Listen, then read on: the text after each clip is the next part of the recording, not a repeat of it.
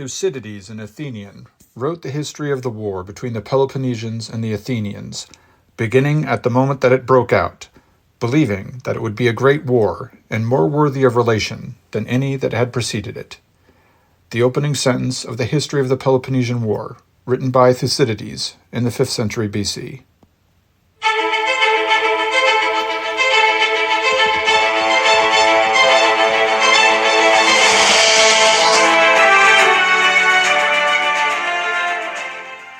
Hello and welcome to the Western Traditions podcast. My name is Rob Paxton and this is the 20th episode of The Greek Sun, the second of 9 series of podcasts about Western civilization. Today we will begin looking into the Peloponnesian War, which broke out between the formerly allied states of Athens and Sparta in 431 BC. I will rely most heavily on Thucydides for my content.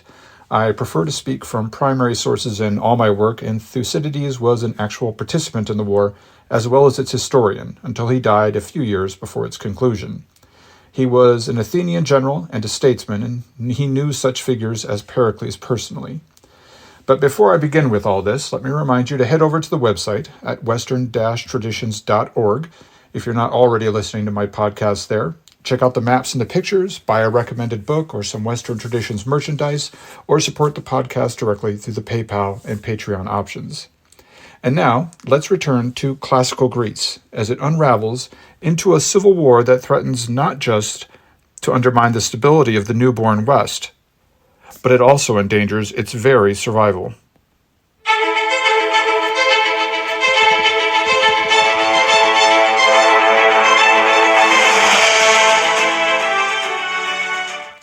This is not the first time that I have referred to Thucydides. Though he is known for his book on the Peloponnesian War, Thucydides wrote many other books, and I have also cited his work in previous episodes. The author of this history of the war does not limit himself to the bare facts of the conflict. The first book of his 8-book magnum opus about the war begins with some chapters about the prelude to the war, which encompasses more than just the immediate preparations of the conflict. Thucydides actually begins his history with a brief history or summary of the Trojan War from some 7 or 8 centuries before, and from the period from then until his own present day in the 5th century BC. Also in this first book, Thucydides describes the evolution of the relationship between Athens and the rest of the Greek city-states after the end of the Persian War at the Battle of Mycale, how Sparta and the Peloponnesians returned home to live in peace, or as peacefully as the warlike Greeks ever lived anyway, while the Athenians formed a confederacy of states that still lived in the shadow of the Persian Empire, which was by no means diminished by their recent losses. No, the Persian Empire remained the greatest power in the world, financially, militarily, culturally, etc. The Athenians were proud of their victory in the Persian War, but they did not let this victory go to their heads. They not only saw the need to maintain a vigilant stance against the great king in the east, but they also desired to revenge themselves upon the Persians and to drive them back at every chance. We heard about all these instances back in the episodes on the Athenian Empire when I discussed the rise and fall of Cimon, the great Greek general. But even as early as this, some Greeks were ambitious enough to think about the conquest of Persia, or at least portions of it. But that is a matter for a later podcast. In the 4th chapter of his first book, Thucydides describes how the confederacy of the Delian League initially assented to the leadership of Athens, and how this initial assent soon turned into acceptance of the supremacy of Athens at the head of its own empire. This process I also covered in an earlier episode. Now, the war that Thucydides and most historians calls the Peloponnesian War is called that by consensus. But really, there had already been conflict between the states allied with Athens and those allied with Sparta in the decades prior to this conflict. In fact, some call the war that I'm describing in this episode actually the Second Peloponnesian War, but I'm going to stick with simply calling it the Peloponnesian War for sake of familiarity. But the point, as Thucydides himself says, is that the war brewed for a long time, until it broke out into a conflict that would last 27 years. A war that Thucydides himself would not outlast, as he would die before its end. Also, in the first book, Thucydides actually describes the particular events that led to the war breaking out. I'm not going to rehash those events in detail here. As you should have already learned by now, the Greek fascination with conflicts that we might consider ugly and petty squabbles, this fascination knows no end. The average Greek reader appears to have been hungry for the tawdry details of every minor quarrel between cities, like some small-town group of friends sitting on a porch and sharing squalid gossip about a fellow villager, delving heedlessly into every particular of the latest event. But I'll sum it all up by saying that basically there was a dust-up between the city of Corinth and one of her colonies, and this ended up with the Athenians getting called in for assistance on the side of Corinth's opponents. And Corinth was in league with the Spartans. So this basically meant that the two leagues were coming into military confrontation directly. If you're curious about the nitty-gritty details of this conflict, you can read the first of Thucydides' 8 books or just look up the affair of Epidamnus online. Now, one thing that is interesting about the war's beginning is the fact that Epidamnus, where the war was initially provoked, is a region in the far northwest of Greece proper, on the Adriatic seacoast, and it was a city that hitherto had not been part of any alliance. It had remained neutral. Now, the agreements between the two leagues, the Peloponnesian League led by Sparta and the Delian League led by Athens, these agreements had always allowed for previously neutral cities to join whichever alliance they preferred. But when Epidamnus asked the Athenians for permission to join their alliance at a time when the far-flung colony was at war with Corinth, a member of the Peloponnesian League, this momentous request was the first step on a road that eventually brought nearly all the cities of Greece into conflict with one another. And apparently it was about this time that Thucydides began to write down his accounting of the war. Now, we know very little about this writer, except that he was of a wealthy Athenian family that probably owned significant property in Thrace. We suspect this because we know that he was exiled after a military failure in the war and he retired to an estate in Thrace to devote himself to writing history. It's curious that we know so little about the man because his book, though it can easily be overlooked among the many annals of history, his book is truly a first in historical writing. Yes, he was preceded by Herodotus in a sense, who wrote about the Persian War, but Thucydides does not write about a past event like Herodotus did, but he rather writes about an ongoing event, which he himself not only witnessed, but in which he played a not insignificant role. Thucydides would actually briefly command some of the Athens forces. Reading the history of the Peloponnesian War, then, is something like reading a book about World War II written by a general who fought in the war. Thucydides also writes as a realist. There are no spirits or ghosts or dreams or visions of gods moving the men in his history, just like there are in Herodotus, though there are some references to prophecies and such. Often, Thucydides will speak of how some people recited oracles or visions that some seer had told them about. Even with this, though, Thucydides comes off as very modern, suggesting that people just interpreted the prophecies in ways that suited their purposes. He does not appear to believe in any supernatural forces guiding or shaping world events. He therefore focuses on real motives about causes and forces that we can understand today, such as the way that political ambition or personal financial gain moved people to make the decisions that they ultimately made. Like Herodotus, though, Thucydides does reproduce very long speeches. I will bring up a couple of those more famous speeches in the next segment. But for now, though, let's raise the curtain on Greece in 431 BC, at the start of the Peloponnesian War.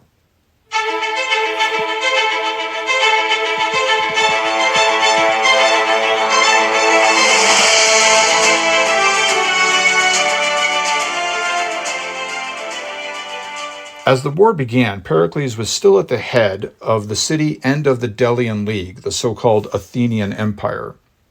He was the last of the old-timers now. He had, as a young man, been contemporary with all the great names of classical Greek history. Born in 495 BC, Pericles was old enough to actually remember the Persian War, though he had been too young to play a role in it. His father, Xanthippus, though, had been commander of the Athenian forces at the final battle of Mycale, and Pericles would have at least remembered the stories about heroes like Miltiades in his youth. And he would have been among the Athenians who heard the news of the Spartan stand at Thermopylae and of Leonidas's death. He would have experienced the ruins of Athens as a teenager, he would have known the pangs of exile and loss, as well as the triumph of return and victory. Reading or hearing the history of Herodotus would have been a trip down memory lane for Pericles. And he had come into politics less than a decade after the war in the tradition of Themistocles. Indeed, he would have personally known Themistocles, and he had been both a colleague and a rival of men like Cimon and Aristides. All those men, though, were now long dead. Only Pericles remained. He, along with those men, had marshaled the meager resources of a broken city and turned it into the capital of the West, the bastion against which the forces of the East had foundered and broke. He had tried hard to hold the peace among the Greeks. In 445 BC, after years of minor conflicts between the formerly allied Greek city-states, the Athenians and the Spartans had brought all parties into agreement, into a pact known as the 30 Years' Peace. It was named thus because it was intended to last 30 years before being reevaluated by both parties. This peace treaty had not been an easy one for Athens either. They had had to give up port cities on the Isthmus of Corinth and in the Peloponnesus to seal the deal. But the treaty had seemed foolproof, and for good reasons. One, because it allowed for either the Spartans or the Athenians to demand arbitration in any rising conflict, and thus neutralize the possibility of escalation to an armed struggle. The pact also recognized the formal existence of the two leagues, the Delian League, which had essentially become an Athenian empire, and the Peloponnesian League, composed of Sparta and other allies such as Corinth. The peace treaty also, as I mentioned earlier, allowed for the remaining neutral Greek city-states to apply for entrance to either league in the future.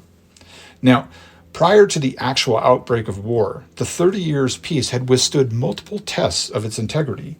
When the island of Samos rebelled from the Delian League and the entire Athenian apparatus seemed to be in jeopardy, exposed to the possibility of the entire empire breaking apart, the Spartans and their allies refused to attack and destabilize the situation, though they certainly could have, and they might have benefited from it.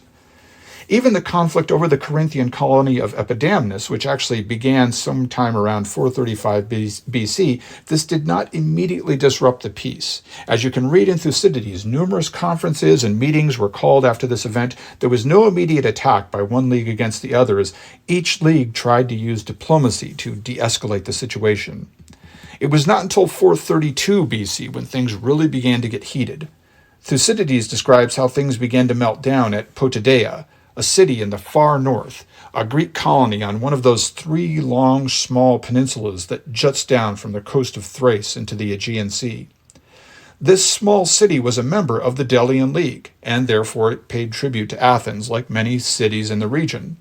It held a strategic point on the neck of the Paline Peninsula, from which it could control all traffic and trade from the mainland to the rest of the peninsula, and inland to Thrace.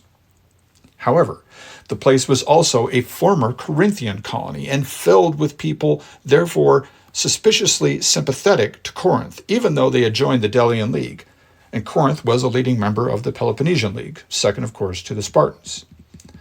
Athens at this time ordered the Potidaeans to destroy the walls which faced southward toward the peninsula.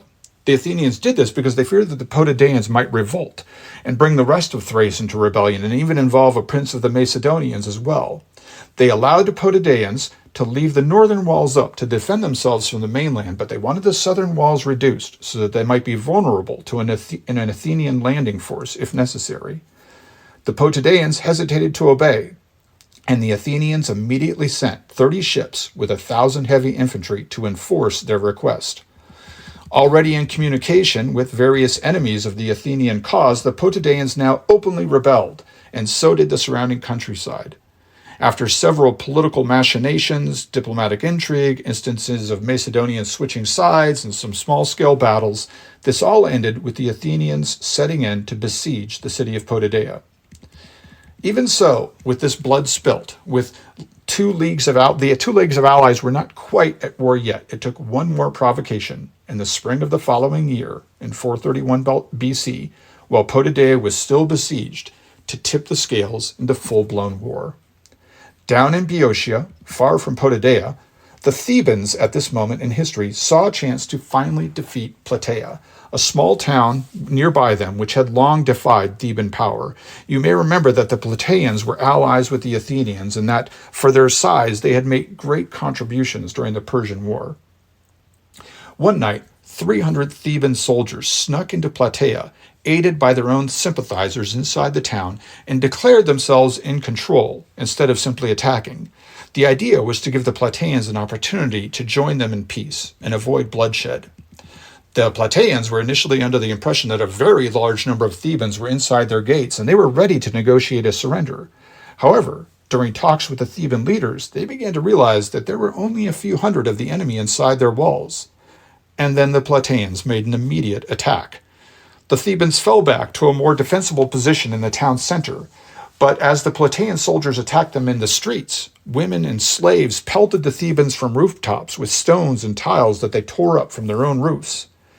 The end result? Many Thebans were massacred, a few escaped, and 180 of them, along with the men who had helped them enter the town, were captured. Theban reinforcements arrived in the morning. They found the city already prepared for them, though, and 180 of their own soldiers held captive inside the walls. Now, the Thebans would later claim that they retreated after the Plataeans promised to release the prisoners unharmed. The Thebans did leave the area, but the Plataeans had no intention of releasing 180 enemy soldiers. They immediately executed them all and sent to Athens for assistance. Athens, not knowing that the Plataeans had executed the prisoners, responded by sending troops to quell the situation. They arrived and occupied the town and sent the Plataean civilian population south to safety before they realized all that had occurred there in Plataea.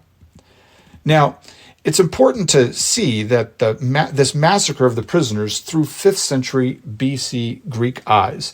As moderns, we see this mass execution as an atrocity, and we are liable to attribute the beginning of the war to it as such. In other words, you might think that the Plataeans committed this ghastly war crime and brought the war on themselves and on Athens. But let's be clear, executing prisoners was not an atrocity in this time and place. Executing prisoners was pretty common.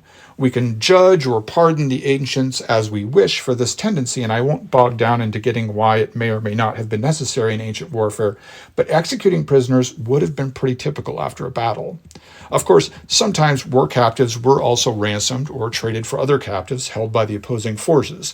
That was as often as much an option as execution.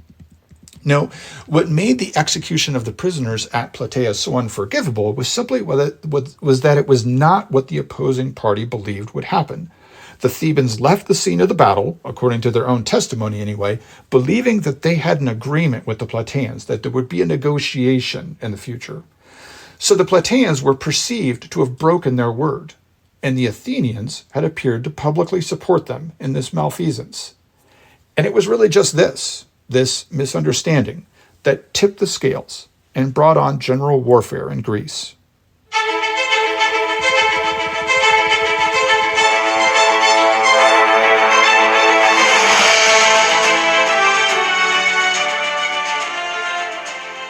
The first 10 years of the war are sometimes referred to as the Archidamian War, because Archidamus was one of the kings of Sparta during this period and at the head of the Peloponnesian war effort. At the end of these first 10 years, Athens and Sparta would negotiate a peace and temporarily suspend the war. Indeed, it is really only convention that contains the Peloponnesian War as such within the years from 431 to 404 BC. One could easily consider the first 10 years a separate war, with another war starting in 413 after the peace ended and lasting until 404 BC. Or you could even consider everything from about the middle of that century to its end as one 50-year-long war. And truthfully, it's not like the Greeks stopped their infighting after 404 BC. War continues in Greece after that date, but it's no longer really war between the two old leagues. By then, the nature of all alliances had changed. New generations had been born, and the wars that followed didn't have much to do with the alliances of the 5th century. But anyway, the first 10 years of the Peloponnesian War, called the Archidamian War, were also characterized by a certain type of warfare. If the Peloponnesian War is known for nothing else, it's known for particular developments of combat tactics and strategy during the 27-year engagement between Athens and Sparta. Now, during these first 10 years of the war, warfare between Athens and Sparta conformed to a certain model. Sparta, for the most part, stuck to land warfare. Not every year was exactly the same, but generally every year Sparta would lead an allied force to invade Attica sometime in the spring or summer. They would ravage the land, destroy crops and orchards and buildings, and then leave after a few weeks. They never stayed longer than 40 days at a time. Now, this may seem kind of ineffective, but you have to remember a couple of things. First, for most people living 2,500 years ago, destroying their crops would have a devastating impact. It would mean starvation and lead to an eventual surrender, or at least a request for terms or negotiation. It was only the Athenian access to the sea, which was ensured by the long walls that led from Athens to the port at Piraeus. It was only this access to the sea which enabled them to endure this loss of their crops. Throughout the war, the Athenians would shelter behind these walls and rely on their fleets, both to carry the war to the Spartans and to provide them with sustenance brought from the tribute of their allies and from trade. But the Spartans had to hurry back home every year for good reason. If you've listened to earlier episodes in this podcast, you may already know what I'm talking about. The Spartans could not afford to be away from home for long because of their large and generally hostile slave population known as the Helots. So the Spartans would invade Attica, burn and destroy what they could, along with their allies, and then return home to keep the slaves down. Then the Athenian rural populace would return to their fields. There are departures from this pattern, but the first year of the war was very much like that.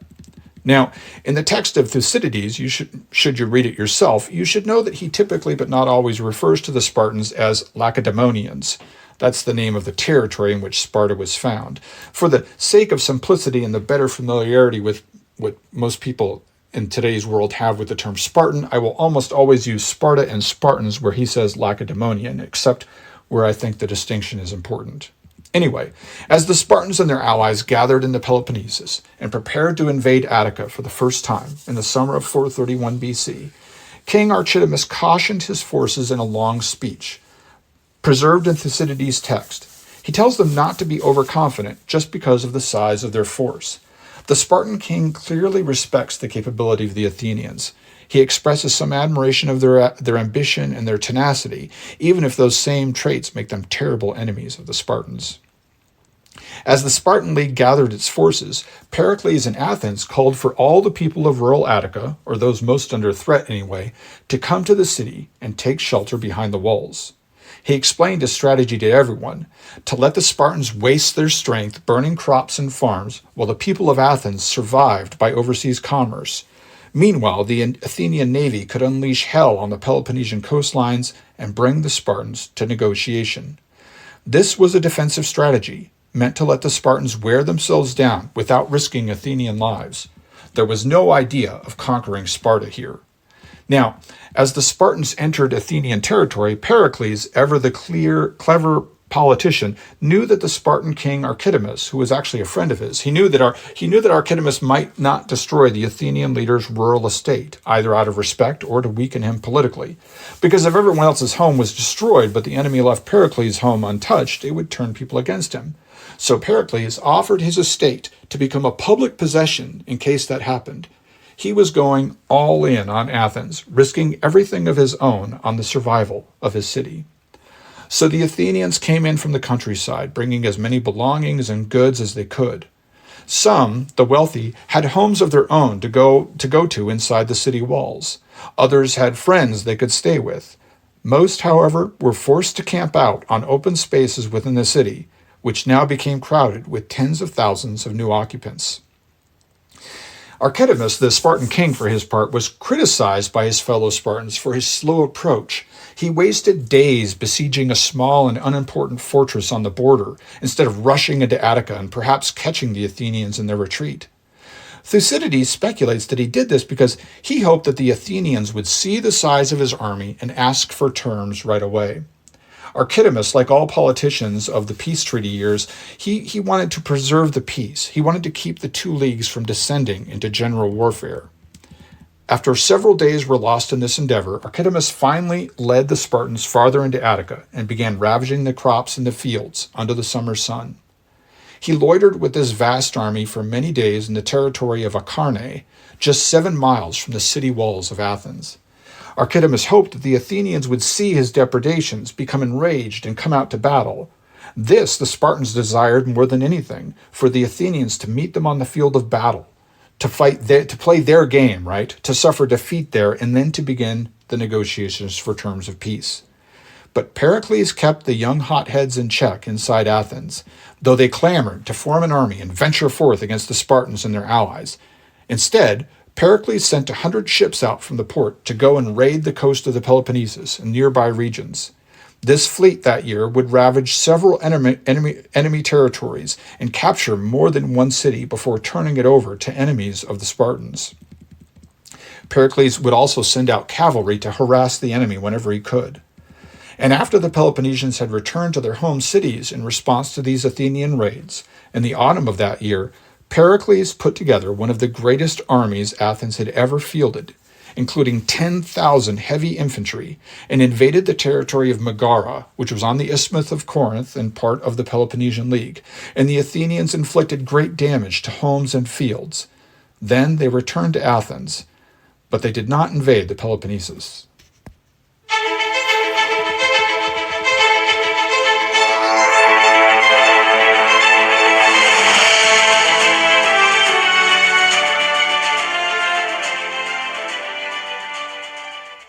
As much as they avoided a grand battle, there were deaths among the Athenians that year, in the skirmishes and in the many accidents of war.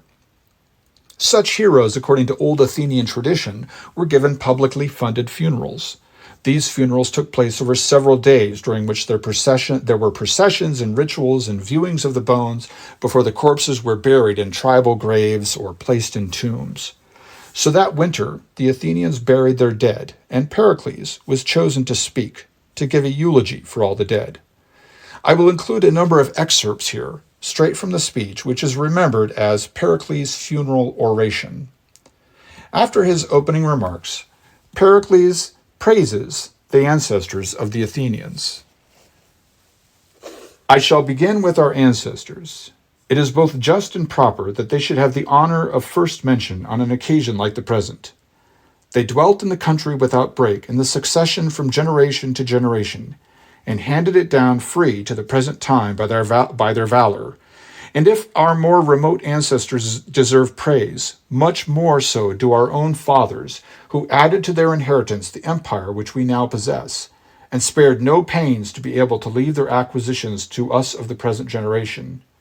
And lastly, there are few parts of our dominions that have not been augmented by those of us here, who are still more or less in the vigor of life, while the mother country has been furnished by us with everything that can enable her to depend on her own resources, whether for war or for peace. Now, Pericles also then goes on to praise the government of the city and its citizenry. Our Constitution does not copy the laws of neighboring states. We are rather a pattern to others than imitators ourselves. Its administration favors the many instead of the few. That is why it is called a democracy. If we look to the laws, they afford equal justice to all in their private differences. If no social standing, advancement in public life falls to reputation for capacity, class considerations not being allowed to interfere with merit. Nor again does poverty bar the way. If a man is able to serve the state, he is not hindered by the obscurity of his condition. The freedom which we enjoy in our government extends also to our ordinary life. There, far from exercising a jealous surveillance over each other, we do not feel called upon to be angry with our neighbors for doing what he likes. But all this ease in our private relations does not make us lawless as citizens. Against this fear is our chief safeguard, teaching us to obey the magistrates and the law. He also praises the Athenian way of life, and he contrasts Athenian life and upbringing with that of the Spartans. If we turn to our military policy, there also we differ from our antagonists. We throw open our city to the world, and never by alien acts exclude foreigners from any opportunity of learning or observing, although the eyes of an enemy may occasionally profit by our liberality. trusting less in system and policy than to the native spirit of our citizens.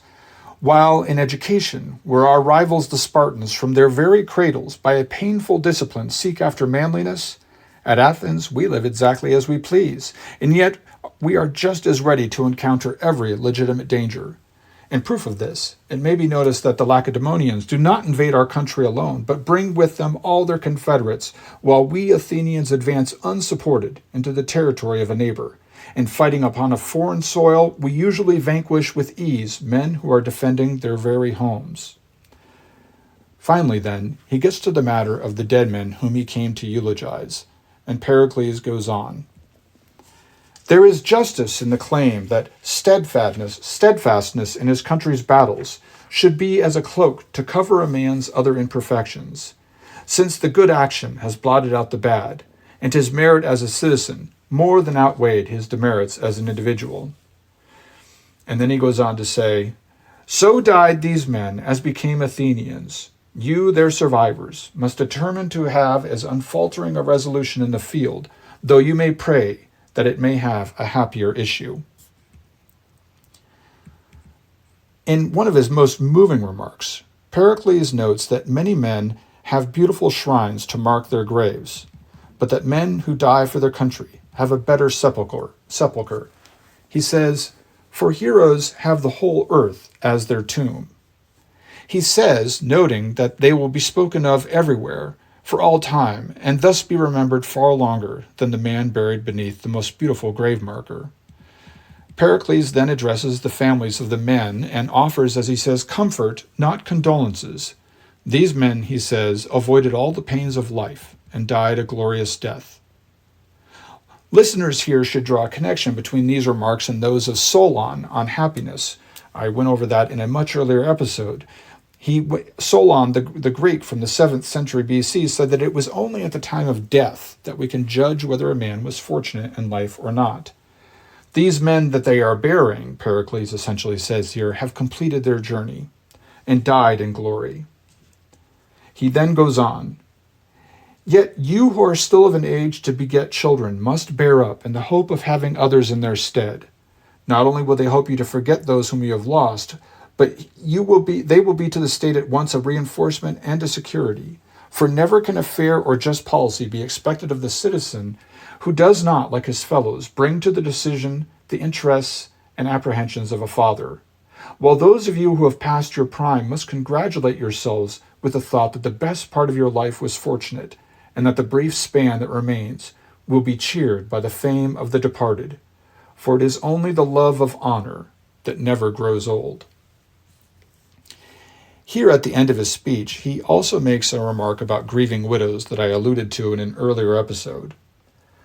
On the other hand, if I must say anything on the subject of female excellence to those of you who will now be in widowhood, it will be all comprised in this brief exhortation. Great will be your glory in not falling short of your natural character, and greatest will be hers who is least talked of among the other men, whether for good or for bad. And then he finishes. My task is now finished. I have performed it to the best of my ability, and in word at least the requirements of the law are now satisfied. If deeds be in question, those who are interred here have received part of their honors already, and for the rest, their children will be brought up till manhood at the public expense.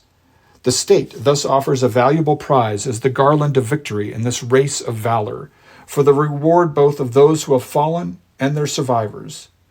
And where the rewards for merit are greatest, there are found the best citizens. And now that you have brought to a close your lamentations for your relatives, you may depart.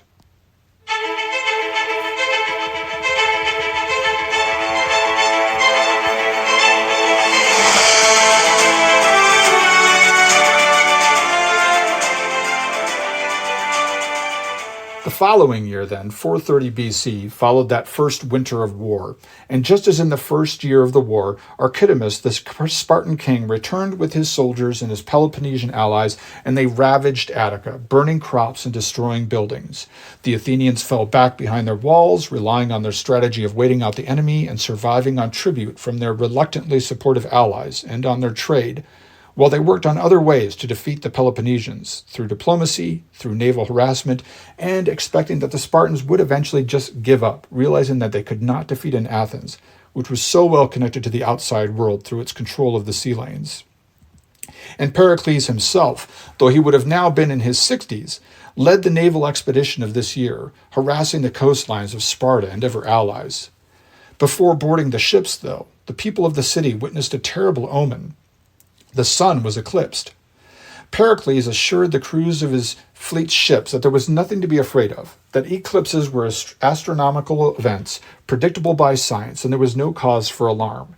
This may be the first recorded time that someone used science to explain away one of the many natural occurrences that had previously functioned as omens for the common people.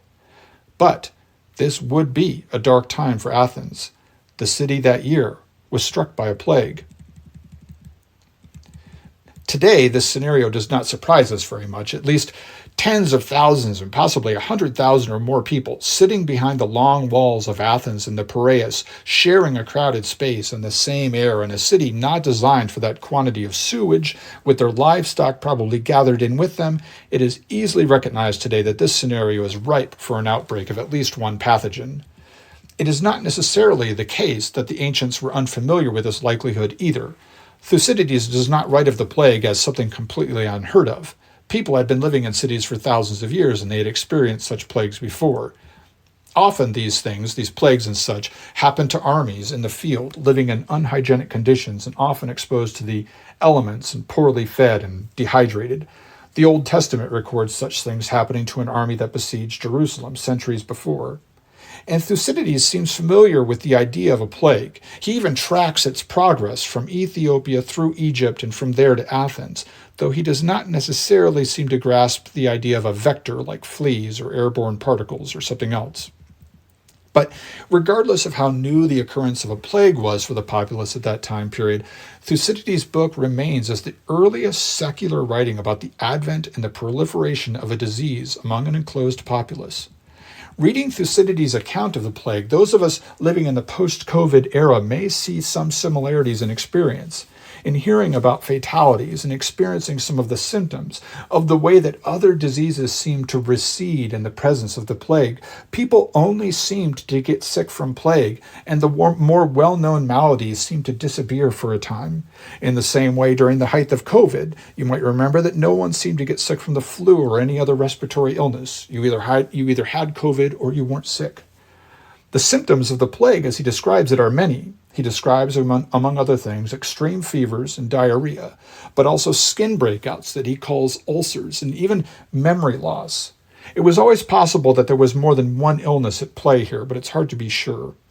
Unfortunately, many of the people brought in from the countryside had nowhere to stay, and they were crowded into cabins, and this during the hot weather, and there the disease raged unchecked.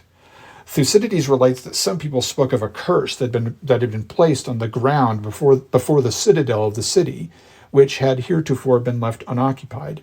He says that they blamed the sacrilege of using the cursed ground as the cause for the plague.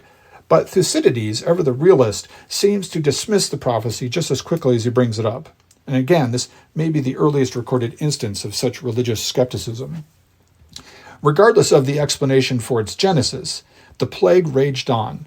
Bodies lay atop one another, and half-dead people reeled through the streets like madmen. Funeral rites were at first hurried, and then they were poorly attended, and then they were finally abandoned. Corpses were carelessly tossed into piles and burned by those that even cared or bothered to do so. Bodies also piled up in the sacred spaces where people futilely sought the aid of the gods. On the flip side of the coin, some people abandoned religion entirely, he says, instead of seeking the gods' help. Faced with this apocalypse, Thucydides tells us, many men and women forswore all forms of morality. As the author says, men now coolly ventured on what they had formerly done in a corner.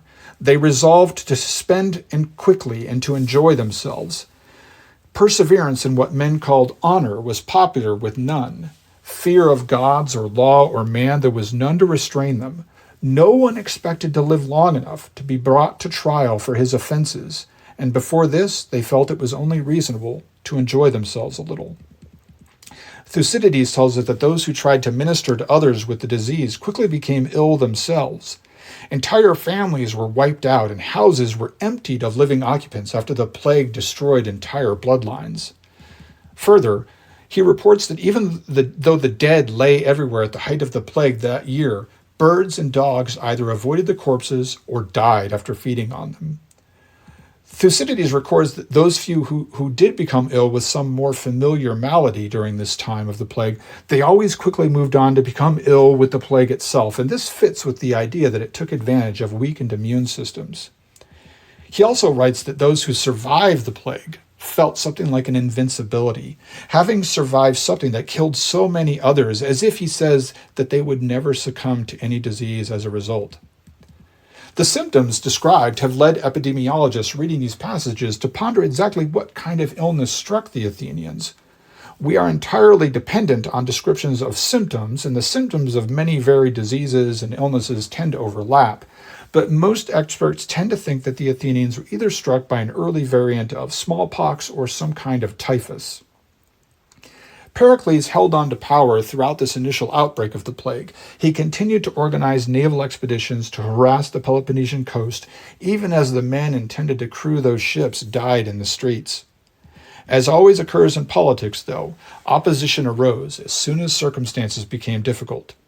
The populace tired of Pericles' conservative approach to the war, and they believed little could be worse than waiting behind the walls of the city and dying undignified deaths from disease. In the meantime, the allies of Athens were beginning to cause trouble. As Athens itself weakened due to plague and war losses, the allies saw opportunities for breaking away from the city, which had functioned more as a slave master than an ally for decades now. So now the Athenians had to expend ships and money and even their own blood in keeping their allies in check, sending out fleets to discourage dissent and sometimes actually squash rebellions, at the same time that they continued to harass the Peloponnesians and suffer the periodic destruction of their countryside.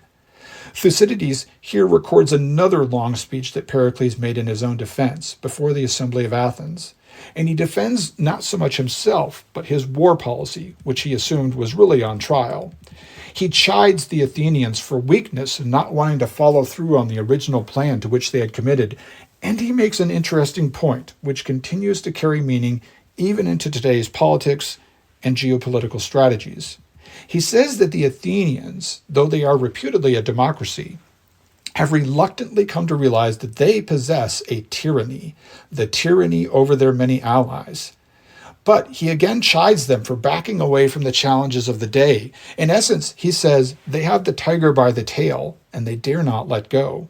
However much they may recognize the tyranny is unjust and difficult to maintain, they must have the resources of their many allies in the Delian League at their disposal, or they will suffer not just a reduction in wealth and power, but rather they will be completely destroyed.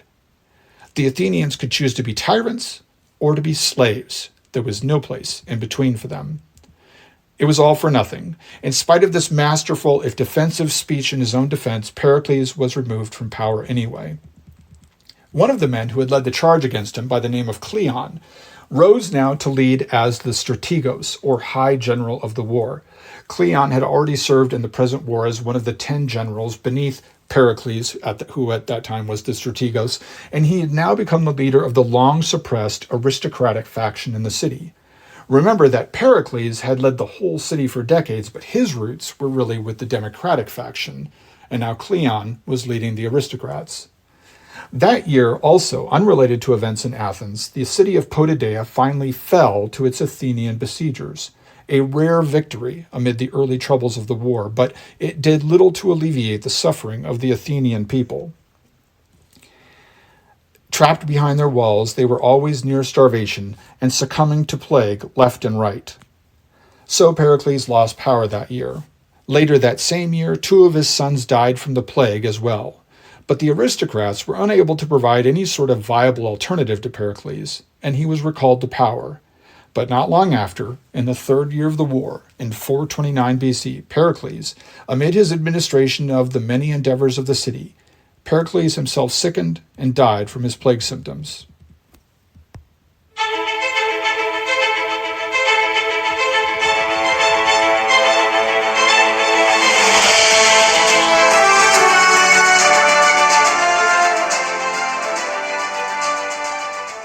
The war carried on, initially with few changes, but what changes there were significant, if not immediately then later in the war.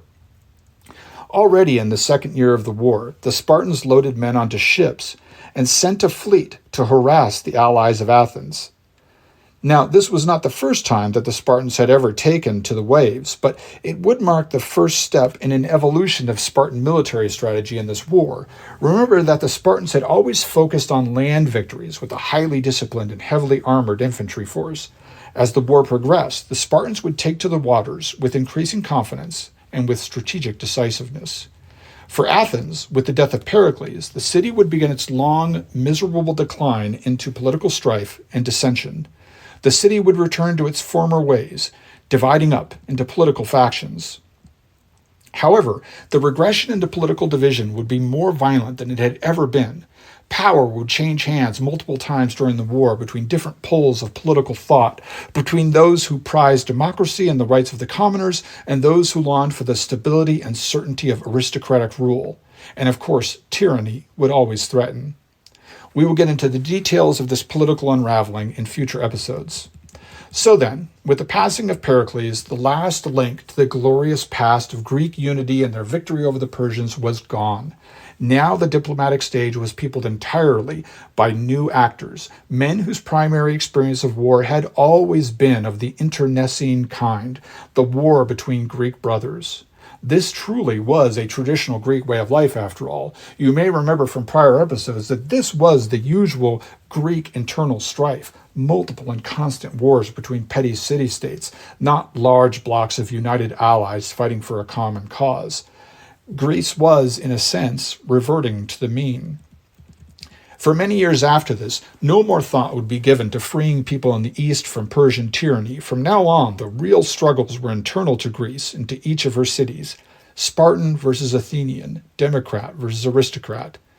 In the next episode, we will take another brief break from this chronology of Greek history and look again at the evolution of Greek drama during this troubled period, before returning again in the following episode to the decades-long Peloponnesian War.